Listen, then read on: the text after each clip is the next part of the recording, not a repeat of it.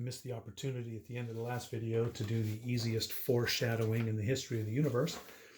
If we just finish doing the probability of and events, what do you reckon is coming next? Obviously, the probability of or events, meaning the probability that our outcome from our event fits one description or another description or both. Start off with the easy one. Coin. If I flip a coin, what's the probability that I get a head or a tail? Well, the only outcomes are heads and tails, so there are two successes out of a total of two outcomes. That's going to be one. That's a certainty. We know we're going to get a head or a tail if we flip a coin. Oh, by the way, trivia, if you care, the front side of a coin that we usually call the head is called the obverse, obverse, and the tail is called the reverse. I learned that recently, thought it was kind of interesting. Let's go to our deck of cards. Remember I said before, the reason we're using a deck of cards is a very specific reason. This is why. We need a deck of cards because it's got enough different descriptions to make and or events a little bit more interesting than just dice and coins. So in our deck of cards, if we draw a single card at random, what's the probability that it's either an ace or a heart? Okay, well, there are 4 aces and there are 10 hearts. So you might think that it would be 14 out of 40, but you got to consider that this one card is the ace of hearts. So if we were counting 10 hearts and 4 aces, we'd be counting this card twice. So when you're doing or events, you got to be careful about that. It's going to be all the ones that fit this description. If you want a formula for this, it's going to be the ones that fit the first description, plus the ones that fit the second description, minus the ones that fit both. 4 aces plus 10 hearts, minus the one that fits both of those descriptions over the total number of cards. So we actually get 13 out of 40 here instead of 14 out of 40. And that's the thing you got to be careful with when you're dealing with ors. Probability that a card chosen at random is a 10 or a red card. Well, we've got 4 10s. We've got 20 red cards, but 2 of those 10s are red cards. So that's going to be 22 out of the fact that we got 40 cards hasn't changed. In fact, that's going to be pretty much a constant when we're dealing with our diminished deck here with all the face cards missing. How about the probability of ace or 10? 4 aces, 4 10s, and there are no aces that are 10s, right? Those are mutually exclusive.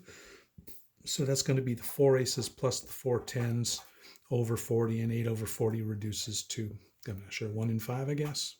Yeah, which would be the same as 0.2. Can't do these others in my head, so I'm going to leave those in fraction form, but feel free to pop them in a calculator and make a decimal out of those. How about here? This one's about as complicated as I would give you. It's not terrible. The probability that the card chosen at random is greater than 5 or is red. Okay, well, there are half of the deck is greater than 5. There's 20 cards greater than 5. 6, 7, 8, 9, and 10. That's 5 in each suit. Would give us a total of 20. And there are 20 cards that are red. Half of the deck again. But how many of the cards that are greater than 5 are also red cards? It's going to be half of them, right? So minus 10 there. So we're going to end up with 20 plus 20 is 40 minus 10 is 30 out of 40, or 3/4 of the deck here are going to be either greater than 5 or red. The only cards that wouldn't be are the ones that are less than 5 and black. So that would be a total of 10 cards, the 10 that are missing from that 30.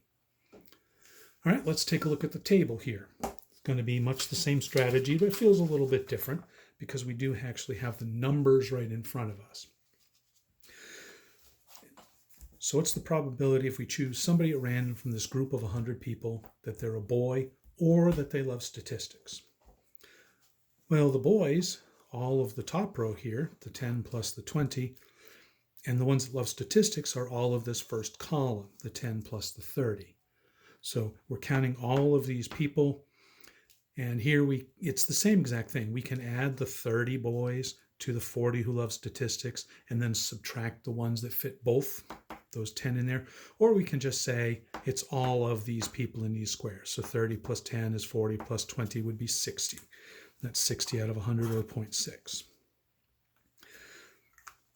How about the probability that the person we pick is going to be a girl or somebody who loves statistics? That's going to be these boxes are both girls. These boxes are lovers of statistics. Sorry, brain fart there. I went back to drawing a heart. 10 plus 30 is 40 plus 40 is 80. So 80 out of 100 there. Or again, we could say girls is 70. Statistics lovers is 40. 70 plus 40 would be 110 minus the group that's both, minus the 30, would still give us 80 out of 100. How about the probability that somebody chosen at random is a boy or somebody who doesn't love statistics? Well, that's going to be the boys in the top row and the non-statistics lovers here. So 40, 50, 60, 70. And you might be thinking another way to think of it is the only people who aren't either a boy or non-lovers of statistics are these right here. So it's going to be 100 minus them. And how about the last one here? The probability that the person we choose at random either loves statistics or does not love statistics. Well, that's going to be all these guys plus all these guys. And there's nobody in common between them, so we're not going to have to subtract anybody. And that, of course, is going to be all 100 people. According to the structure of the table, everybody in the group either loves or doesn't love statistics. Okay. That's it for that one.